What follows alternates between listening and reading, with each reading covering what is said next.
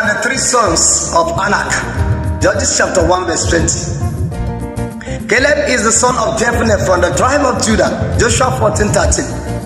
He was allotted Hebron, the modern El Kuli, as called by the Mohammedan cycle, especially the Palestinians. He was given this hill country as his inheritance by Moses, the servant of God, for he wholeheartedly followed the Lord God of Israel. Numbers 14:24, Joshua 14:9. Hallelujah.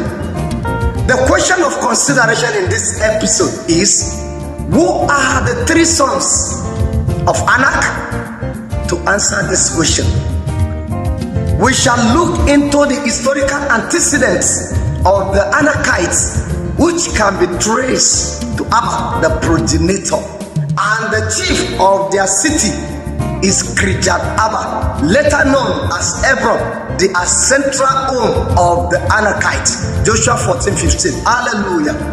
It is even stated that they were descendants of the Nephilim, that they were also claimed to be sons of ANAK. The spies sent out by Moses testified that we fed like grasshopper beside the Anakites. Numbers 13:22. Hallelujah. Furthermore, there is a saying, and I quote, who can stand before the sons of ANAK? End of quotation. Deuteronomy chapter 9 verse 2. This question met its answer when Joshua, the servant of God, the son of Nun, stand before the Anakins. They are Ahmad, Shenshan, and Talma. These Anakins were found in Hebron, Bebi, and Anak. Joshua, the servant of God, crushed and smoothed them.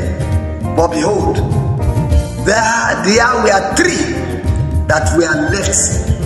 These three were found in Gaza, Gath, and Ashdod. It is these three that this text that we have taken our reading in this episode focus on, that the three sons of ANAK, and we are finally drove out of Hebron by Caleb, who was allotted Hebron. Hallelujah. Lessons. God have time for all his agenda and activities. Praise the Lord. 2, the ability to possess one inheritance solely depend on God alone. 3, no matter how giant and gigantic a problem is, the God we serve is the God of possibility.